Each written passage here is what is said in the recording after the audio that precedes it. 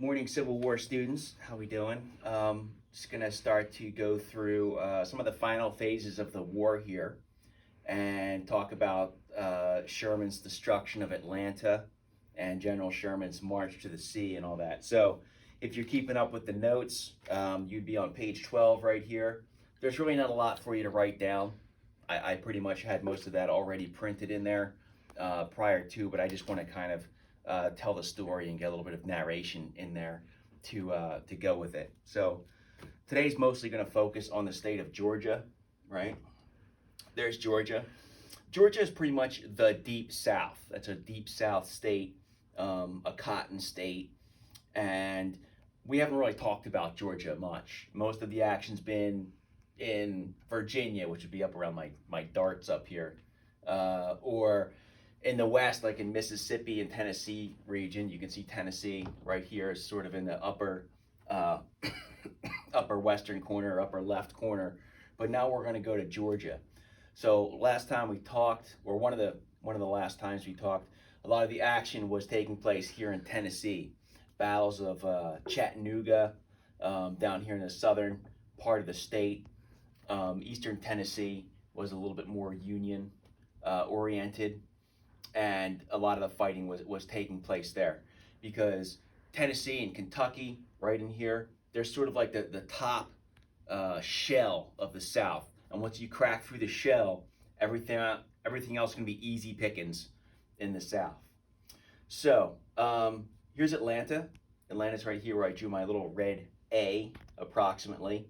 And I always think of Georgia as being sort of a coastal type state. So, for instance, here's the Atlantic Ocean. Florida's right down here. So it is technically on the coast. But if you think of Atlanta in relation to Pennsylvania, Atlanta would be a little bit more like, say, Pittsburgh, right? It's way inland. It's in the mountains like Pittsburgh is here in Pennsylvania. And I don't know if any of you ever went to the Outer Banks before. I've been there. I always thought all the people would be from the South and they'd be from Atlanta and stuff like that, like the way Philly people always go to the Jersey Shore. Uh-uh. Atlanta is about 7 or 8 hours away from Outer Banks, just the same way Outer Banks and at the beach down there is like 7 or 8 hours away from us too. So if you know anybody who goes there, or if your family goes there for vacations, it's a pretty far ride, but it's way inland is the point. It's way inland. So after these battles in Tennessee, General Sherman is in charge of these Western armies out here, and General Sherman comes down and he goes after Atlanta. Atlanta is extremely important. It's one of the biggest cities in the South. Probably the other really big city is New Orleans, and New Orleans was taken over in 1862. But Atlanta is a huge, huge city. They don't have a lot of cities down there. There's a lot of industry in Atlanta where they make cannons or they make bullets and stuff like that for the soldiers, which they don't have a lot of industry in the South either. So that's extremely valuable to them. There's a lot of railway ties that come through there. So even now, a lot of times if you're getting a flight out of Philadelphia, you might have to connect through Atlanta. Atlanta's a major railway hub now, but back then, obviously the technology didn't support that, but there'd be a lot of like railway links there, railway links coming back out here down to the further south, towards the coast, up towards Virginia. There was a lot of railway activity coming through Atlanta. So that's another thing that makes Atlanta an important and juicy target for the Union armies and General Sherman. So General Sherman starts to push down here towards Atlanta, and he's opposed by General Joe Johnston of the Confederacy. So there's a lot of fighting in this area as Sherman pushes down. Joe Johnston tries to keep not really committing his army to a big fight. One of his jobs, as he sees it, is to preserve and keep that army of the Confederacy intact and still a viable fighting force. Sherman wants to take that thing out. So he's doing that, but in so doing, Johnston is perceived as being not aggressive or perceived as being cowardly as he maneuvers to not really fight General Sherman in a really rock solid battle that puts all the chips on the table, so to speak. And the Confederacy, it's America. It's just like, up here. They've got newspapers. They talk. They gossip, and a lot of the newspapers are saying in the South are saying that Joe Johnston is weak. He's a weak commander. And on your your notes here, I put some of the battles in there that lead up to the Battle of Atlanta. Battles where the Confederacy is trying to stave off and delay the Sherman advance towards Atlanta. But I got Rocky Face Ridge. Um, the Confederate States had to retreat. Resaca, the Confederate States had to retreat.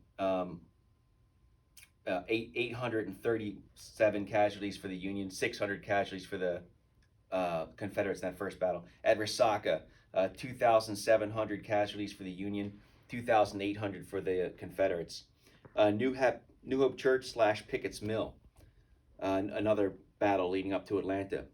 2,600 casualties for the Union, between 1,800 and 2,300 for the Confederates. Kennesaw Mountain, 3,000 casualties for the Union, 1,000 casualties for the Confederates. So the Union's getting hurt too, but they keep pushing. And you remember, as we talked about earlier, with the way they started making rifles and stuff back then, it was always a little bit easier and a little bit better to be on the defensive. So that's why the casualties sometimes for the Union are higher, even though they're the aggressors and they're the ones attacking. So when you get into the vicinity of Atlanta, Joe Johnston gets fired. Jefferson Davis, the president of the Confederacy, fires Joe Johnston, says, sorry, you're not cutting it, and you're going to go. So he's out. And they get this other general in there named Hood, General Hood, John Bell Hood. A little younger general compared to Joe Johnston. Real aggressive. This guy is going to go fight no matter what. He's going to go fight, and that's what Confederate President Davis sees as the solution. So he puts up a lot of strong fights in this area around Atlanta. And by now, Sherman and the Union forces aren't dumb. They're not going to attack, build up, dug in Confederate positions all the time. So as they're coming down from the north here, they start hitting Atlanta. That's kind of purple. I'm going to switch to blue for the Union. They're coming down from Tennessee to this area, and the Confederates dig in and they fortify the city and make it like a fort.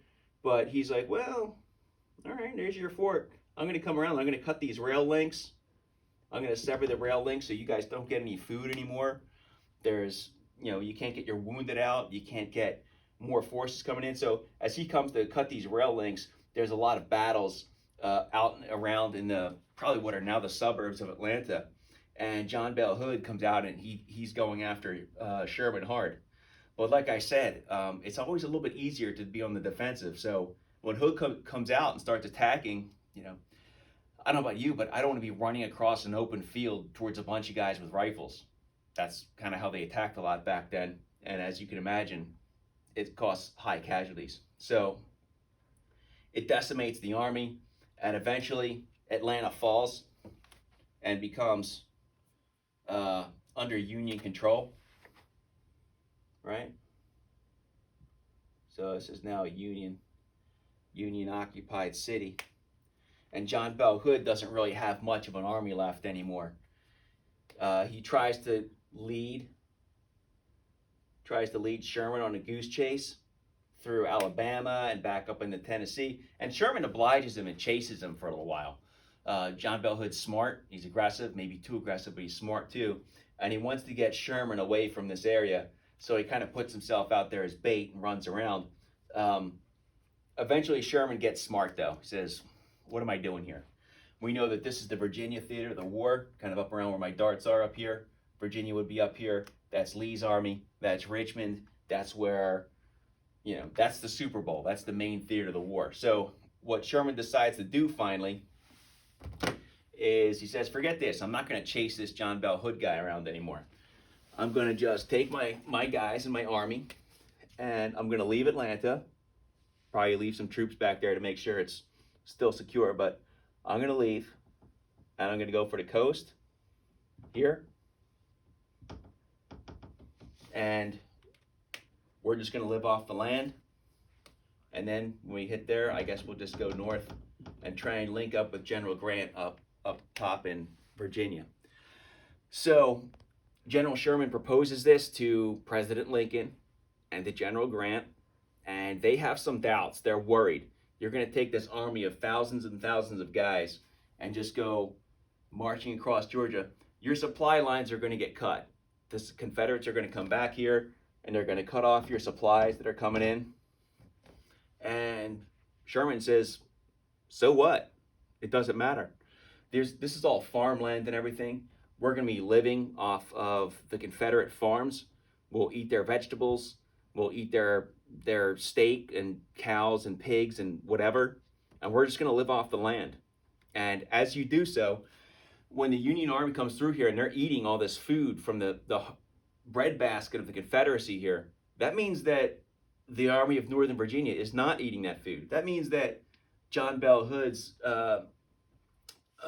Confederate Army in the West, the Army of Tennessee, is not eating that food. They're eating the Confederates' food now off their dinner table. And that's what they do. So they're sort of like this huge, like, biblical horde of locusts pouring across the South in a wide line here. You know, there are thousands of guys spaced out. They're coming across and they're just leaving a path of destruction. And as they take and eat all this food, they free slaves in that area, and they also destroy a lot of things. If you go down south even today and talk about General Sherman, well, don't talk about General Sherman, actually. They don't really like General Sherman because he wasn't really just coming after their army or trying to win the war. He was doing what you might call total war. He was destroying everything: houses, barns, farms. The army takes what they can eat. If there's stuff they can't eat, they destroy that and burn it so that no one else can come after them and eat it. So he gets over here to the seaside. He can link up with Union ships. He can get supplies. He can send communications out. Then he starts to go north, right here. And if you remember, what's the first state that seceded from the Union? South Carolina. So when they're in South Carolina, they kind of up the ante a little bit more, and they start being even more destructive. Even stuff that they didn't really have to destroy at all, they went out of their way to destroy it because they viewed South Carolina as the hotbed of the Confederacy and the place where it really all started. So Sherman took a big chance, but it ended up going well for him. And this is 1864. As you can see, it's near the end of the war. It only goes to 1865, so we don't really have that much left. But this is one of the things that really, really just wipes out the South and destroys it, even for generations beyond after the Civil War is long over. But that's General Sherman's advance to the sea. That's the fall of Atlanta. Real classic scene from a great old movie called Gone with the Wind. Takes place there. Pretty cool. But I think that's going to be it for today. And thank you. Bye-bye.